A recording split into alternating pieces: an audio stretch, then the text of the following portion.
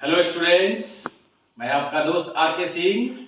फिर मैं एक नए टॉपिक के साथ class 10th CBSE class 10th के स्टूडेंट के लिए जो coming term 1 examination social science की होने वाली है, उस सोशल साइंस के लिए जो 30 नवंबर को उसके लिए जो हमारा टॉपिक रिमेनिंग था, जो बचा हुआ था, उसके लिए मैं आपको आज का जो हम लोग डिस्कशन है, आज का वीडियो है, उसी पर है। तो अभी हमारा दो टॉपिक बचा हुआ था, जिसमें एक इकोनॉमिक्स से बचा हुआ था, sectors of Indian economy, sectors of Indian economy.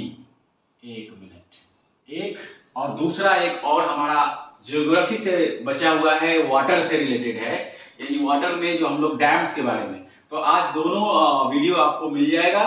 And then after मैं वीडियो के पहले ही बता देता हूं कि टुमारो से हम लोग जितने सारे एमसीक्यू हैं, तो ज्यादा से ज्यादा एमसीक्यू आपको शॉर्ट आउट करेंगे, डाउट क्लियर और आपको मिल जाएगा, जिससे कि आपके पूरी टर्म 1 की एग्जाम एसएसटी की कंप्लीटली सक्सेसफुल हो जाए। तो आइए हम लोग आज के जो टॉपिक्स है, sectors of the Indian economy. तो फर्स्ट ऑफ ऑल हम लोग समझेंगे कि भारतीय अर्थव्यवस्था जो है, इंडियन इकोनॉमी की जो आधारशिला रखी गई है, वो किस पर है। तो हमारा जो दो पार्ट में इसको हम बांटते हैं, आजादी के पहले का देश की इंडियन इकोनॉमी और आजादी के बाद का इंडियन इकोनॉमी। तो 1947 के बाद को जो हम लोग देखें, तो उसमें जो हमारा इंडियन इकोनॉमी है वो तीन हिस्सों में बटा हुआ है। एक प्राइमरी सेक्टर, दूसरा सेकेंडरी सेक्टर, तीसरा tertiary sector, either also known as the service sectors. इसको दो नाम से जाना जाता है। एक नंबर का क्वेश्चन यहाँ बनेगा आपका, tertiary sector is also known as the service sectors, याद रखिएगा। तो primary sector, secondary sector and tertiary sectors, ये तीन हिस्सों में अर्थव्यवस्था को बांटा गया है। इसी अर्थव्यवस्था के बल पर हम लोग आज भारतीय इकोनॉमी को समझेंगे, और भी देश की इकोनॉमिक्स यही होती है। लेकिन हमारे चैप्टर्स में आपको बुक में, क्लास 10th की बुक में पढ़ना है इंडियन इकोनॉमी का।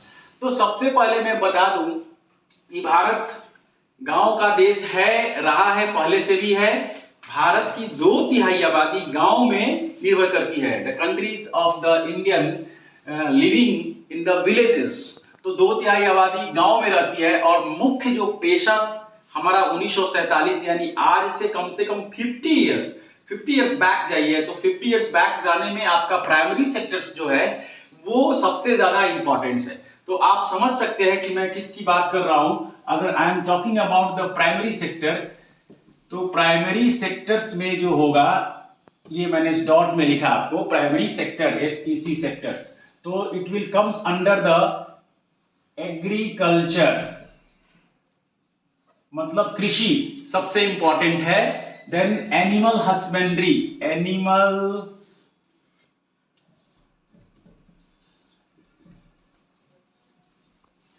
फिशरीज,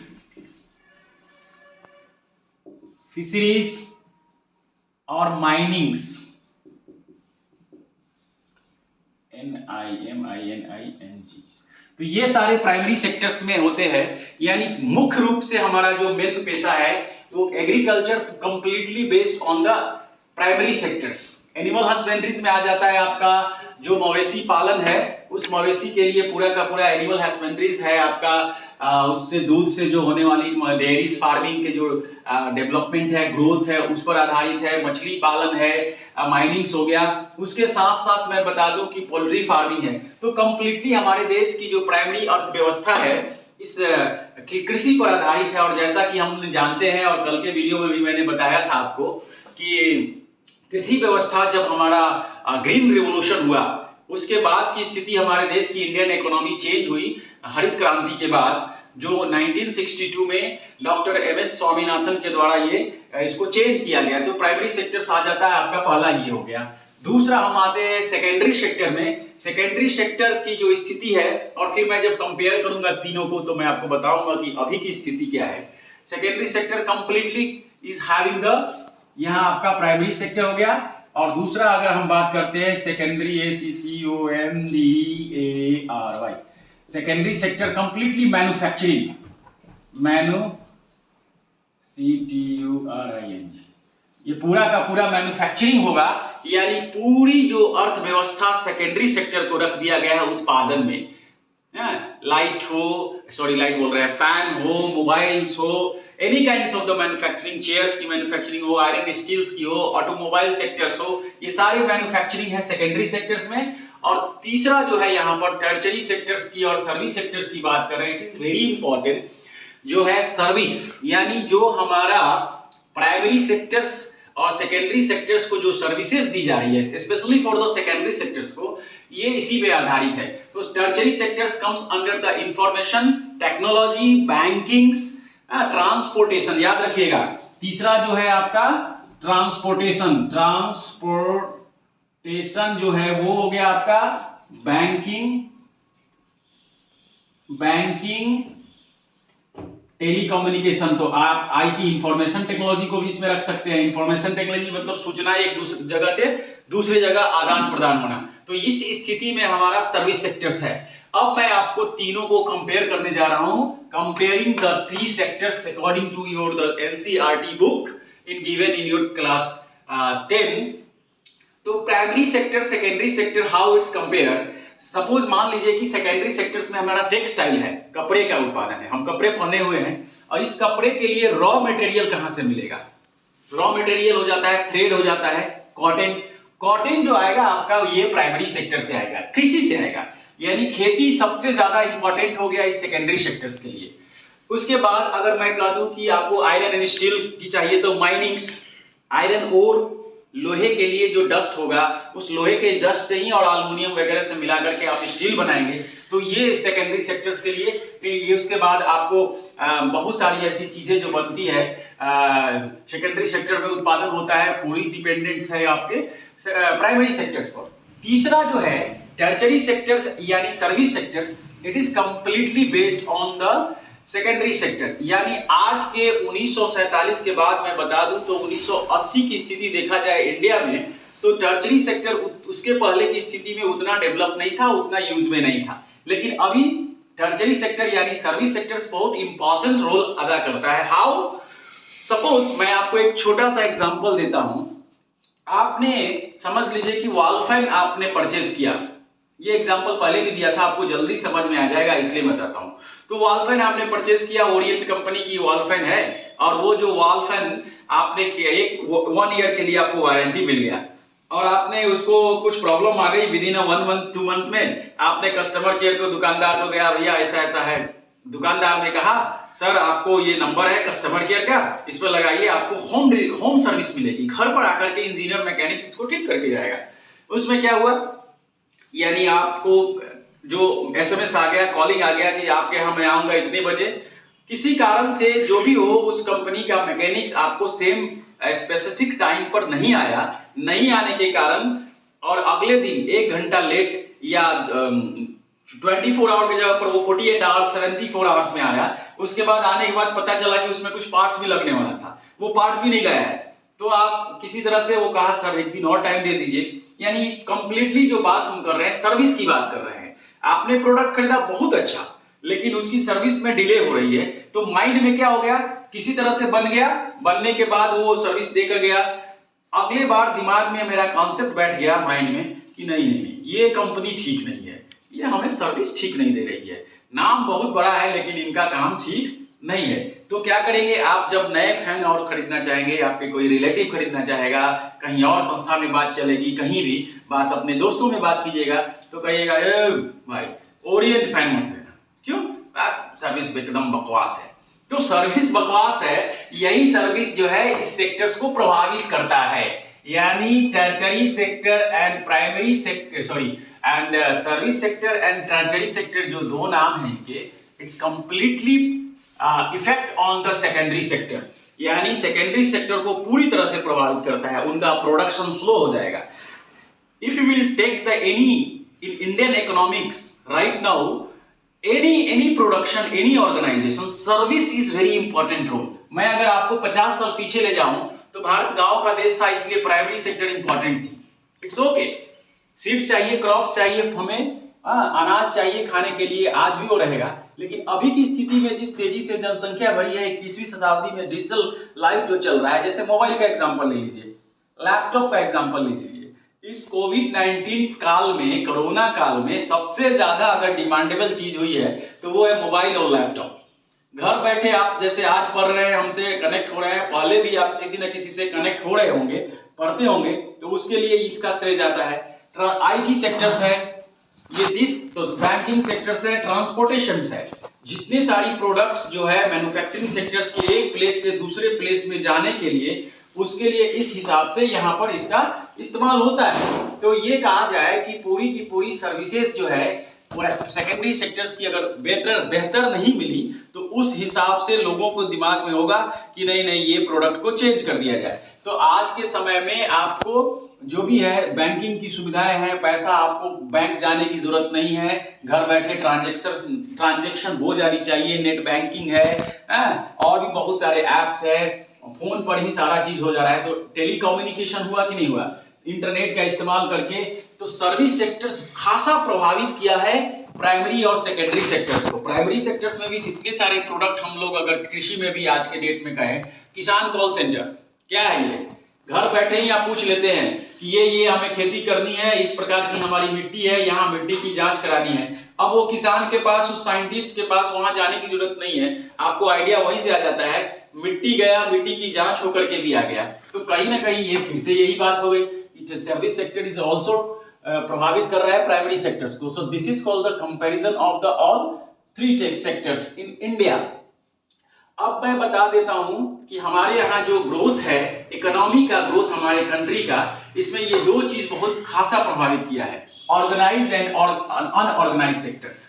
ऑर्गेनाइज का मतलब होता है संगठित, संगठित का मतलब होता है यानी हम लोग there is some written rules will do in any organization, will execute any organization। किसी भी संस्था में आप जुड़े हुए हो, कोई कंपनी आप पढ़ लिख करके किसी कंपनी में, आईटी कंपनी में आपको जॉब मिल गया, तो वहां पर एक सर्टेन टाइम पीरियड होगा आपको कि इतने बजे आपको जॉब जाना है, इतने घंटे आपको वो जॉब करनी है, इतने बजे आपकी छुट्टी हो जाएगी, वीक में 2 दिन वीकेंड होगा, सैटरडे एंड संडे 2 दिन वीकेंड होगा, तो 2 दिन की छुट्टी मिलेगी, उस छुट्टी के पैसे नहीं कटेंगे, मेडिकल लीव होगा, ईएल होगा, पीएल होगा, एचपीएल होगा, ये सारे लीव्स के मैं नाम बताया हूं। तो ये सारे लीव्स आपको मिलेंगे, उसके बावजूद भी आपको पैसे नहीं कटेंगे। If you want to another leave तो वो अलग चीज हो गया। तो ये ऑर्गेनाइज तरीके से आपको जॉब मिल रहा है और मंथली आपको सैलरी मिलेगी। इसमें आप कंपैरिजन करते हैं और अनऑर्गेनाइज सेक्टर्स में, तो ये सेक्टर्स जो है इसमें असंगठित कहा जाता है। इस सेक्टर्स के लिए किसी भी चीज की लिमिटेशंस नहीं है। मान लीजिए कोई शॉप में ग्रोसरी की शॉप है, उनका आज कोई फेस्टिवल टाइम चल रहा है तो बोलेंगे भैया 1 घंटा पहले आ जाओ, और जाने का टाइम अगर 10 घंटा है तो कहेंगे अरे अभी तक तो बिक रहा है, दिवाली का इतना सेल है, 2 घंटा रुक जाओगे तो क्या होगा, वो रुक गया, पर डे की सैलरी मिलेगी। बीमार पड़ गए, सैलरी नहीं मिलेगी, काम आज छूट गया, फिर अगले काम के लिए इंतजार कीजिए। इसमें ये मैंने ग्रोसरी शॉप का एग्जांपल दिया। इसी में आपको मैं दूसरा एग्जांपल देता हूं फार्मिंग का। फार्मर्स के लिए, कल्टीवेशंस के लिए अनऑर्गेनाइज सेक्टर्स पूरी तरह से इस पर है। That is called the seasonal economic demand, यानी सीजनल एम्प्लॉयमेंट जिसको कहते हैं। यानी कि आपको धान की बुआई जब है तब आपको मिल रहा है काम, उसके बाद 2 महीने का जो टेन्योर है, धान ग्रो करता है, एरिगेशन होती है, उस टाइम में आप बैठे रहिए, कुछ और काम कीजिए, तो आप अनएम्प्लॉयड हो गए। तो इस तरीके से फिर जाकर के, तो ये कहीं ना कहीं जो है फिर काम के लिए आप वेट कर रहे हैं, यहाँ काम मिला आज, कल वहां मिला, परसों कोई कहा आपको कि आपको 400 रुपये पर डे करना है, किसी दिन कहा 350 पे कर लो, बहुत लोग है, किसी दिन 500 मिल जा रहा है। तो कोई चीज ये नहीं है बीमार पड़ गए तो काम भी नहीं मिलेगा। तो इस तरीके से इस स्थिति में उस फैमिली का जो इकोनॉमिक कंडीशन है वो पूरी तरह से खासा इफेक्ट होगा, और इफेक्ट होने के कारण दैट विल बी द उस सराउंडिंग्स के बाद उस जिले का, उस स्टेट का, उस कंट्री का इकोनॉमिक चेंज होगा। अब this is called the historical change in the sectors में मैं बता देता हूं कि जैसे जैसे लोगों में ये हिस्टोरिकल चेंज कैसे कैसे हुआ। तो 1900 अगर प्राइमरी सेक्टर की बात करें तो ग्रीन रेवोल्यूशन बहुत ज्यादा खासा इफेक्ट किया है। 1962 के बाद प्राइमरी सेक्टर्स में भी चेंज आए हैं, और बहुत सारे हमारे जो कल्टीवेशन के टेक्निक्स हैं, हाँ हम लोग उसको न्यू टेक्निक्स इम्प्लीमेंट किए हैं, ट्रैक्टर का इस्तेमाल करने लगे, हार्वेस्टर का फसलों की कटाई के लिए, फर्टिलाइजर के लिए छिड़काव के लिए, इन पेस्टिसाइड का छिड़काव के लिए, इंसेक्ट के लिए वो पेस्टिसाइड मशीन हो गई है, इरिगेशन की बहुत सारी टेक्निक आ गई है। तो ये चेंजेज आया। उसी तरह से सेकेंडरी सेक्टर्स में भी हमारे यहाँ हिस्टोरिकल बदलाव आया। बहुत सारी कंपनियां अभी आ गई है कि हम दूसरे कंट्री के, दूसरे देशों के ऊपर डिपेंड्स नहीं है। उसके बाद अब सर्विसेज की बात करें तो खासा इफेक्ट है कि आप हर कंपनी में एक इस अलग सेक्टर सी हो गया है सर्विस यानी प्रोवाइड करने के लिए, मैन पावर को सर्विसेज देने के लिए, उसके लिए अलग से। देन हम आपको बता दें कि primary, secondary and tertiary sectors in India, जो अभी मैंने बताया हिस्टोरिकल चेंज में, तो हमारे देश में ये तीनों सेक्टर्स के ये चेंजेस हो रहे हैं, लेकिन अभी भी सर्विस सेक्टर्स में उतना खासा बदलाव नहीं आया है और इसमें चेंजेस होने की जरूरत है। इसके खास रीजन मैं बता दूं, जो हमारे यहाँ एजुकेशन सिस्टम्स है यानी लिटरेसी है, इस पर काफी प्रभाव पड़ रहा है। कहीं ना कहीं हम एजुकेटेड नहीं है इस तरह से, क्योंकि प्राइमरी सेक्टर्स में लोगों का ऐसा सोच है हमारे देश में, अरे खेती करना है तो इसमें पढ़ा लिखा होने की क्या जरूरत है, खेती ही करना है ना, ट्रैक्टर चलाना है। नो, अगर उसको पता है कि कितना कैसे खेत को जोतना या फर्टिलाइजर कितने समय पर कितना दिया जाए, पानी की कौन सी टेक्निक इरिगेशन के लिए इस्तेमाल किया जाए, तो वो बचेगा। तो ये सारी चीजों का उनको समझ नहीं होने के कारण एक साथ जो जमीन का अधिग्रहण जो होता है एक्सचेंज करने के लिए, एजुकेटेड हो जाएंगे तो इसके लिए एग्री हो जाएंगे कि आपकी जमीन अगर 10 कट्ठा वहां पर है, मेरी जमीन 10 कट्ठा वहां पर है, तो म्यूचुअल चेंज करके एक जगह कर ले। इससे क्या होगा कि आपका जो सिंचाई की व्यवस्था, खाद वगैरह, क्रॉप्स की ढुलाई की व्यवस्था, ये सब एक जगह हो जाए तो सब जगह बचेगा। तो ये प्राइमरी सेकेंडरी सेक्टर्स में इंडिया में ये चेंजेस आने चाहिए। देन मैं आपको बता दूं कि rising importance of the tertiary sectors in production.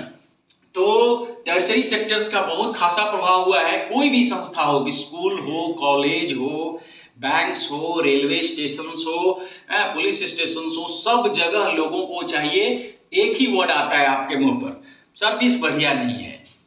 पढ़ाई की टेक्निक हो, कॉलेज की हो, कुछ भी हो, आप अपना सिंपल एग्जांपल समझ लीजिए। आप कहीं पार्टी में जाते हैं और वहां पर खाने पीने की व्यवस्थाएं, खूब व्यवस्था है, वहां पर एकदम लगा हुआ है, सब वेराइटीज है, आइसक्रीम है, चाट है, ये है, पानी पूरी है, सब है, लेकिन वहां ऑर्गेनाइज तरीके से नहीं है कि कब कितने घंटे के लिए ये चलेगा, कितने घंटे के लिए ये चलेगा, और लोगों को इन्वाइट कर दिए, बहुत खासा भीड़ हो गया है, एकदम रेलम रेल है, इधर से धक्का मार रहा है, कोई इधर से उधर से। अब किसी को सवार सारा चीज होते हुए भी लोगों को कुछ खाया, कुछ नहीं खाया, फिर आप कहिए हमारी बकवास था, सर्विस या ठीक नहीं था। क्यों? क्योंकि वहां पर लोग ही नहीं थे उसको समझाने के लिए, देखने के लिए। यानी अब कितनी भी व्यवस्थाएं आप कीजिए, सर्विस इंपॉर्टेंट हो गया है, सर्विस इंपॉर्टेंट। शादी विवाह हो, स्कूल में पढ़ाई की व्यवस्था हो या कॉलेज की पढ़ाई की व्यवस्था हो, बैंक में आप जाते हो, वहां पर संगठित तरीके से अगर बना करके लाइन अरेंज करा करके टाइम पर वो सारा एग्जीक्यूशन नहीं हो रहा हो, मारिए ये बैंक ठीक नहीं है, चेक डाले हैं 3 दिन हो गया, लिखता है कि 2 दिन में ये हो जाएगा, अभी तक 7 दिन हो गया, चेक से पैसा ट्रांसफर नहीं हुआ है। यानी कहीं भी आप बात करते हैं, कहीं भी rising the importance of the service sector, tertiary sector, it is very important. आज आप हमारा सेशन, हमारी क्लास में अगर आपको सर्विसेज, मैंने कह दिया आपको tomorrow I will provide the MCQ questions and I will not provide, आपके दिमाग में हमारे कहते हैं और वो चीज पर टाइमली नहीं है, तो क्या हो जाता है, कहीं ना कहीं यहाँ भी सर्विस इफेक्ट किया। तो होप्स हो कि ये पॉइंट बड़ा इंपॉर्टेंट है आपको समझने के लिए, rising importance of the tertiary sectors in productions. Then हम आते हैं सेक्टर्स, ये पॉइंट में sectors in terms of ownership, public and private sectors. तो हमारे कंट्री में जो दोनों प्रकार के हैं, प्राइवेट सेक्टर्स और पब्लिक सेक्टर्स के जो कंपनियां हैं, हमारे इकोनॉमिक को आगे ग्रो करा रही है। पब्लिक सेक्टर्स की बात करें, मैं डायरेक्ट मैं बता दूं, जो गवर्नमेंट से उसका ओनरशिप जो है सरकार को है। बहुत सारी ऐसी चीजें हैं जो ओनरशिप जो है गवर्नमेंट की है, जैसे बैंक्स हो गया, रेलवे हो गया, सिविल एविएशन तो अभी अभी था, आप लोग को बता दें कि ये भी चेंज होने जा रहा है, ये प्राइवेट सेक्टर्स में होने जा रहा है। टाटा को ये मिलने जा रहा है, उसी तरह से प्राइवेट सेक्टर्स में टाटा है, टिस्को है, रिलायंस है, एयरटेल है, ये सब बड़ी बड़ी कंपनियां हैं। ऑटोमोबाइल्स की सारी कंपनियां आप है, वो सब प्राइवेट सेक्टर्स में है। तो खासा ये कहीं ना कहीं हमें डेवलपमेंट्स के लिए सपोर्ट करती है।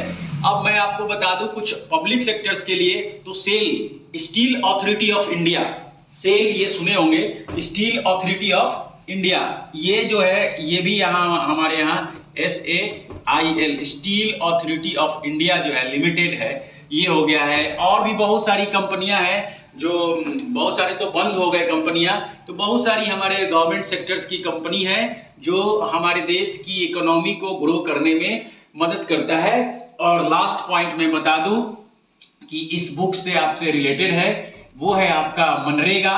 तो मनरेगा हमारे इकोनॉमिक सेक्टर्स को खासा प्रभाव किया है। कैसे किया है? क्योंकि कहीं ना कहीं भी अर्थव्यवस्था में जो एम्प्लॉयमेंट है, रोजगार है, उस पर हम लोग डिस्कस नहीं किए हैं। यानी कहीं ना कहीं रोजगार अगर सही तरीके से हमारे पॉपुलेशंस को, हमारी जनसंख्या को मिल रहा है, देश की मैक्सिमम पीपल को, तो उस देश की इकोनॉमिक अपने आप चेंज हो जाएगी। क्योंकि वर्किंग स्टाइल, वहाँ के जो अर्निंग स्टाइल है, ज़्यादा से ज़्यादा ग्रो होगा तो लोगों को कपड़े पहनने का, गाड़ी का, पढ़ाई की, हेल्थ की, ये सारी चीज़ों में उन लोग आगे होंगे। तो मैं आपको बता देता हूँ मनरेगा का फुल फॉर्म महात्मा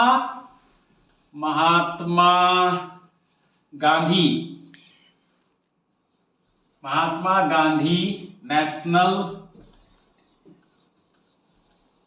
national rural RURAL national rural employment EMPLOYMENT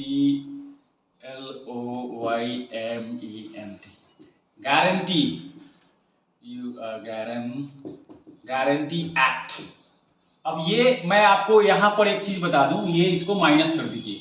यानी ये जो ऑर्गेनाइजेशन कह सकते हैं, ये स्कीम कह सकते हैं, भारत सरकार द्वारा स्टार्ट किया गया था 2005 में। उस समय के प्रधानमंत्री थे मनमोहन सिंह। तो ये महात्मा, ये जो बाद में वर्ड जोड़ा गया, पहले इसका था नरेगा, मनरेगा को नरेगा, यहाँ यानी MA से हटा करके NREGA, national rural employment guarantee act. इसमें होता क्या है, किस लिए ये किया गया कि हमारे यहाँ जो प्राइमरी सेक्टर है, उस सेक्टर्स में बच्चों के काम के लिए जो एम्प्लॉयमेंट की जो थी बहुत दिक्कत थी और लोगों को खासा दिक्कत हो रही थी। तो गवर्नमेंट ने कहा कि एक ऐसा स्कीम लाया जाए कि कम से कम लोगों को रोजगार मिले और 365 दिन में कम से कम 100 दिन का काम मिले। और ये काम का टेक्निक होगा कि डायरेक्ट लोगों को पैसे उनके अकाउंट में ट्रांसफर हो। अगर उनको 100 दिन का काम नहीं भी मिलता है और वो रजिस्ट्रेशन करा लिए हैं इस स्कीम से, मनरेगा जो श्रम कार्ड है, तो उसके अकॉर्डिंगली उनको पैसे उनमें जाएंगे। तो ये पहली बार 2005 में 200 जिले, इंडिया के करीबन 700 डिस्ट्रिक्ट्स में, 200 डिस्ट्रिक्ट्स में ये स्टार्ट किया गया स्कीम।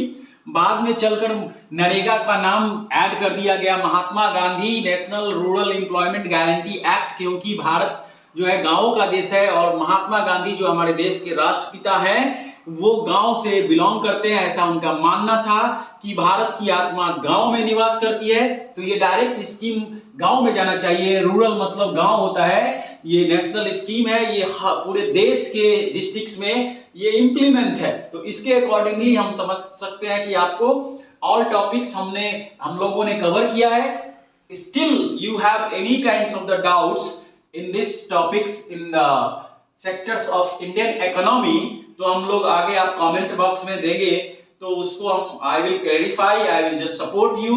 तो आप इस वीडियो को जरूर पूरा देखेंगे लास्ट तक, तो मैं लास्ट बता रहा हूं। और आप इसको शेयर करें और भी अपने दोस्तों को सब्सक्राइब कराएं, शेयर करें और कमेंट जरूर करें कि कैसा समझ में आया एग्जाम पॉइंट ऑफ व्यू और क्या हमें बदलाव करने की जरूरत है। Thank you, have a nice day.